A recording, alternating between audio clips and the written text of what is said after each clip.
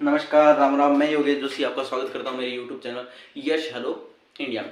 देखिए, कल वाली जो क्लास थी वो कैसी लगी पहले तो ये तो। अब जिसको समझ में नहीं आई थी उनके लिए थोड़ी नई थी। समझ में इसलिए नहीं आई थी क्योंकि मैंने डायरेक्ट कंटेंट ही पढ़ाया था। ठीक है, मेरे जो सहयोगी हैं, मतलब मेरे जो भी क्लासमेट थे, उन्होंने यही बोला था कि यार क्लास में ऐसा मटेरियल ले कहाँ से आया तुम, मतलब 10 पेज को सिर्फ 5 लाइन में कंप्लीट करा दिया। ठीक है, तो जहाँ तारीफ हुई है वहाँ जिनको मैं पढ़ाना चाहता था उन्होंने पूरी देखी नहीं, मात्र 10 मिनट 9 मिनट 8 मिनट की क्लास देखी है। मेरा कुछ नहीं जा रहा, कोई बात नहीं, मत देखिए। ठीक है, लेकिन जो आज नए हैं मेरे यूट्यूब चैनल पर तो वो पहले तो सब्सक्राइब कर लीजिए, और उसके बाद इसी अपने वीडियो के डिस्क्रिप्शन में पहली जो वीडियो जो कल क्लास लगी थी उसका लिंक है। देखिए, आज दूसरा दिन है, आज की क्लास हो जाएगी पॉलिटी के। उसके बाद जो तीसरे दिन की क्लास हुई वो हिस्ट्री की होगी। कल 1 बजे मैं लूँगा टेस्ट आपका पॉलिटी का, जितना आज इन 2 दिनों में पढ़ा है। उसके बाद कल शाम को जो क्लास आएगी वो हिस्ट्री की आएगी, फिर उसका टेस्ट ले लूँगा ताकि सारे सब्जेक्ट एक साथ चल सके। और मैंने जो आपको कमिटमेंट किया है कि 2 महीने के अंदर अंदर रिवीजन का सारा मैटर करा दूँगा, तो वो कराने की कोशिश करूँगा। लेकिन इसमें सहयोग सबसे ज़्यादा आपका चाहिए। आप अगर शेयर लाइक कमेंट नहीं करोगे तो मुझे नहीं पता चलेगा कि मैं क्या कर रहा हूँ, मेहनत कैसी कर रहा हूँ। और थोड़ा सा समझने की कोशिश करना, क्योंकि आप हो सकता है आप फ्रेशर हो, एकदम नए हो, तो ये चीज़ समझने की कोशिश करना कि अगर अब आपको ये सोच रहे हो कि जी ऊपर कर जा रही है, बाउंस हो रही है, तो बाउंस होना चाहिए। अगर आपके बाउंस हो रही है तो मतलब आपको मेहनत करने की ज़रूरत है। जो चीज़ पढ़ा रहा हूँ उसको पढ़ते जाओ, आप बैठने के काबिल हो जाओगे। क्योंकि अगर धन करना होता तो 1 साल पढ़ा था, अभी 2 महीने में करना है, तो जितना पढ़ा रहा हूँ उसको पढ़ते रहिए आँख मीच के। अब कुछ और टॉपिक जो रह गए थे कल वाली क्लास के, शक्तियों का पृथक्करण। पृथक्करण मतलब बांटना। हमने बांटा विधायी शक्तियां, हमने बांटा न्यायिक शक्तियां,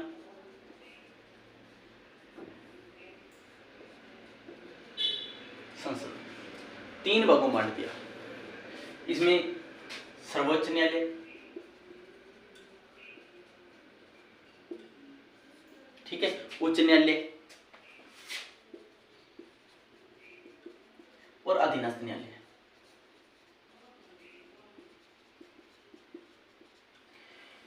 न्यायपालिका मतलब न्याय को अपने साथ में लेने के लिए, वहीं बात करें संसद की,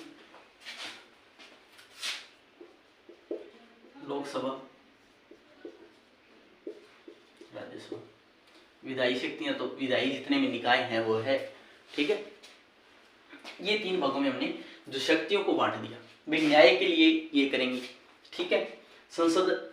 अब देखिए एक मेन बात, एक क्वेश्चन पूछता हूं, आंसर लास्ट में देखे जाऊंगा, मेरी क्लास में उसका आंसर होगा।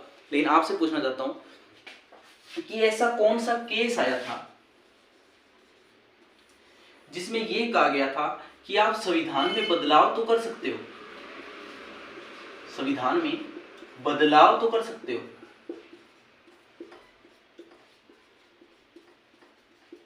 लेकिन मूल ढांचे में परिवर्तन नहीं होगा।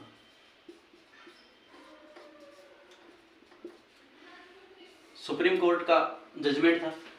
ठीक है, संविधान में बदलाव कर सकते हो, लेकिन मूल संविधान का जो ढांचा है, मूल ढांचा है, उसमें आप परिवर्तन नहीं कर सकते। ये कौन सा केस था जिसके अंदर ये सुप्रीम कोर्ट ने जजमेंट दिया था? आई थिंक सो सभी कमेंट करेंगे, अगर कमेंट कर रहे हो, और अगर आप लाइव देख रहे हो तो अपने दोस्तों को भी शेयर कर दो फटाफट। 2 मिनट या 3 मिनट लगेंगे, जाओ शेयर कर दो ताकि जो भी हो लाइव पढ़ सके। और उसको बोल दिया करो कि लाइव चल रही है, थोड़ा सा आके देख लो। ठीक है, नहीं तो प्रीमियम में चलती है। अब देखो, इतना हो गया ये केस, ये प्रश्न मैंने पूछ लिया, इसका आंसर आप बता देना। ठीक है, ये शक्तियों का पृथक्करण है। संसद किसी भी कानून को संविधान की शर्तों के अधीन बनाने के लिए पर्याप्त रूप से सक्षम है। ठीक है, यानी कि सारी संसद क्या है, कानून बना सकती है। संसद क्या है, कानून बना सकती है। हाँ, इस पे कोई प्रतिबंध नहीं है, ये कानून बना सकती है। अनुच्छेद 245 के अंदर संसद और राज्य विधानमंडल द्वारा बनाए गए कानूनों की सीमा को निर्धारण किया गया है। आर्टिकल 245। एक और ओटीपी आ गई।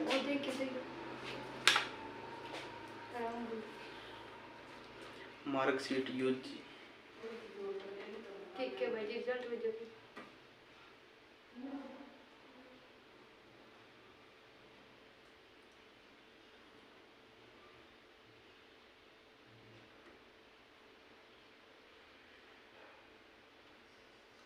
हाँ ठीक है, सही है।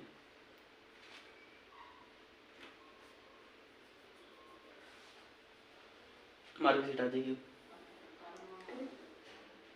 हाँ डन हो दे।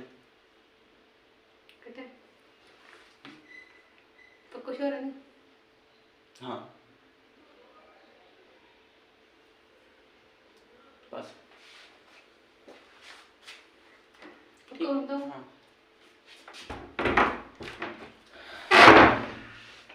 अब देखिए, ये 245 के अंदर लिखा हुआ था।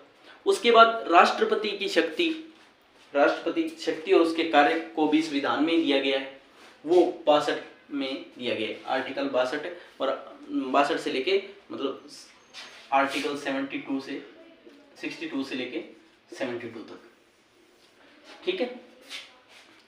इसके अंदर कार्यों का मतलब न्यायपालिका आत्मनिर्भर, ये आत्मनिर्भर है, विवेक पर निर्भर है, ठीक है। अब मैंने यहाँ एक केस लिखा है, डोमिसाइल बनाम एनआरसी। शायद इसका महत्व ना हो, लेकिन क्वेश्चन आने के चांसेस बन सकते हैं कि कोरोना काल में इसका जिक्र हुआ था, अच्छा विरोध भी हुआ था, तो हमारे लिए पढ़ने के लिए थोड़ा ठीक है।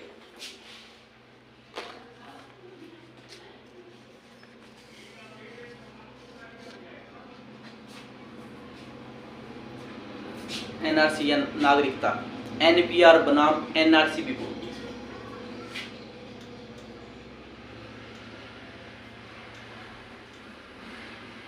एनआरसी, एनपीआर, ठीक है। अब देखो एनपीआर क्या होता है, इसके बारे में जिक्र करेंगे पहले, ठीक है। 10 दिसंबर 2003 अधिनियम के तहत एक इसो रजिस्टर लगा दियो। एक ऐसा रजिस्टर होता है आमतौर पर जिकर के गांव के अंदर, कस्बों के अंदर और एक एक वार्ड में, मतलब छोटी से छोटी इकाई वार्ड में कितने लोग रह रहे हैं उनकी जानकारी होती है, ठीक है। और इसके अंदर 6 माह ये अपडेशन होता रहता है, ठीक है।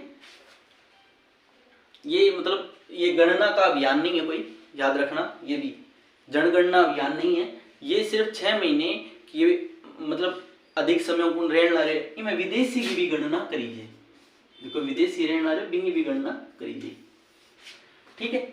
ये तो होगी एनपीआर, ठीक है। एनआरसी, एनआरसी भी एक रजिस्ट्री है। इसके अंदर क्या है कि कोई भारतीय मूल का मतलब नागरिक है और वो विदेश में रह रहा है, तो उसका नामकरण सारा एनआरसी में लिखा जाएगा। कहानी समझ में आ गई। एनपीआर वो रजिस्टर जिकम भारत में रहने लाग रहे बिंगे जिक्र हो। एनसीआर वो है जिको अठू उड़ गयो लेकिन नागरिकता भारतीय है, 12 के काम करे 100 करा आपकी 100 मतलब, और वो एक डिजिटल प्रारूप है, वो भी एक डिजिटल प्रारूप के अंदर है, ठीक है। इतनी कहानी था समझ में आ गई। अच्छा अब एक चीज वो याद रखियो कि भारत में जन्म या पीढ़ी चालतो नागरिक, तो वो भारत को सदस्य नागरिक हो प्लस 11 साल अधिक रहने लगे तो वो भी भारत को नागरिक बन जाए, वो भी 11 सालों ज्यादा रहने आ रहे हो तो नागरिकता को पात्र हो। अब नागरिकता देनी ना देनी तो वो तो अलग बात है, लेकिन पात्र हो जाओ, 11 साल रहने आ रहे तो वो नागरिक को पात्र हो जाओ। ठीक है, संविधान आदर्श संगतता पर निर्भर है। ठीक है, अदालत अपन अगर यहाँ लगे भी मारो मौलिक अधिकारों में हनन हो तो अपन न्यायालय में जा सका, अदालत को दरवाजों खटखटा सका। हाँ, गैर न्याय संगत चरित्र के कारण भी कई बार नैतिक नियमों की एक संहिता के रूप में माना जाता है। कर्तव्य भी तो अपना है, अगर अधिकार अपन मिलना आ रहे तो अपना कर्तव्य भी तो बने, लेकिन आप अधिकार खाता तो लड़ लेने कभी कर्तव्य की अपना वहां पर कभी गोरी कौन करे। ठीक है, अब एक ये केस बता ही दिया आपको, एक केस और याद रहना, महूल चौकसी मामला। महूल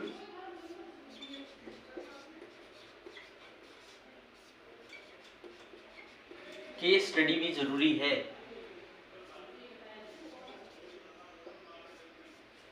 इंटरेस्टिंग केस स्टडी तो सारे ही करते हैं, ऐसा मामला पढ़ो। और ये नागरिकता प्राप्त करना और खोना के बारे में थी ये केस। ठीक है, महूल चौकसी मामला था जो ये नागरिकता खोना और प्राप्त करना कि मामलो एक समय हो महूल चौकसी। ठीक है, और नागरिकता जी की है बस संविधान के अंदर कठे परिभाषित नागरिक जो शब्द है, नागरिक शब्द है जो नागरिक शब्द है इन्हें कठे परिभाषित कौन करेड़ो। आपा के बोले संविधान के अंदर नागरिकता बोले, नागरिकता। ठीक है, तो नागरिकता जी को संविधान को संघ सूची को मतलब सूचीबद्ध है, संघ सूची को विषय किसे को संघ सूची। अब जिकई काल की क्लास देख लिए ध्यान है कितनी सूची है। ठीक है, तो नागरिकता किसकी है, संघ सूची का एक विषय है। ठीक है, संसद को अनन्य अधिकार है इसके बारे में, अधिकार क्षेत्र है संसद इसका। ठीक है, और संविधान जो वो बताई दिया आपको कि नागरिकता शब्द है जो वो अपने संविधान में है, किंतु नागरिक शब्द कहीं नहीं है। अब भाग 2, अब ये कहां है अगर पूछ रहे कोई तो भाग 2 के अंदर आर्टिकल 5 to 11 के बीच के अंदर इसके बारे में जिक्र दिया गया है विवरण के अंदर। भी नागरिकता का हकदार कौन है कौन नहीं है क्या कहानी है सब कुछ कहाँ है बताया गया है अनुच्छेद 5 से लेके 11 के बीच। ठीक है, अच्छा आज सुबह मेरे पास एक मैसेज आया था। ठीक है, उसमें कल के कुछ शब्द थे जो मैंने पढ़ाए थे, वो शब्दों पर था कि सर वो सब कुछ शब्द है जो हमें नहीं पता तो उनके बारे में बताइए। तो कोई बात कौन आज बता देगा। एक तो गुरुजी विनियम किसा है और एक गुरुजी अधिनियम किसा है। महूल चौकसी मामला याद रखना, और भी मामले पढ़ाता रहूंगा साथ साथ में, क्योंकि ये मामला पढ़ने से आपको थोड़ा सा अंदाजा लग जाता है कि हम आपने पढ़ा बहुत है कि हम अपने अधिकारों के लिए कहीं भी जा सकते हैं, लेकिन कैसे कैसे कौन कौन गया आज तक उसको क्या क्या मिला है ये पढ़ना भी अति आवश्यक है। मेरे पास समय आपका एग्जाम पास में है, वरना पूरा विस्तार से समझाता कि केस था क्या, कौन लेके गया, क्या क्या हुआ। सिर्फ भी तो थोड़ा सा ट्रेलर ही चल रहा है, बस आपका रिवीजन हो जाए, आपको थोड़ा वो सिलेबस के बारे में पता चल जाएगा, ऑप्शन आए तो आप ठोक दो। ठीक है, अब देखो ये बात है सारा ही कौन सा है 1833 में एक आया था चार्टर अधिनियम।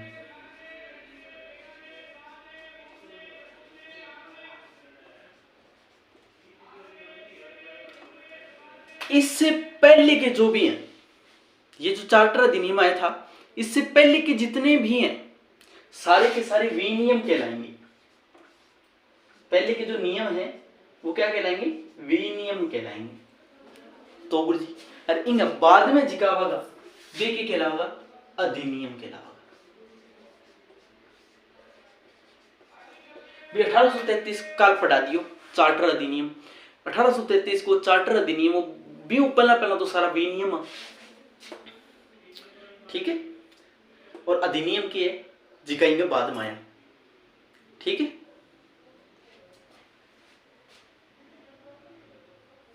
इसी कहानी समझ आ गई। अब एक चीज और, लॉर्ड वारेन हेस्टिस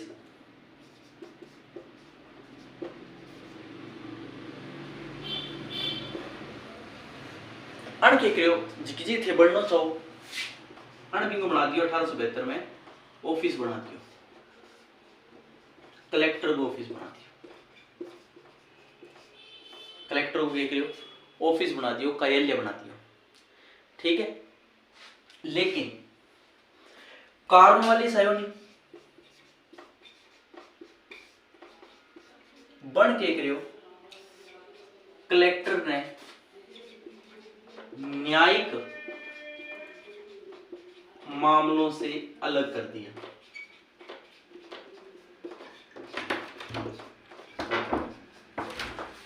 योगेश भाई जी वो दो मिनट छोड़ वो फार्म भी देना कोई कौन सी जगह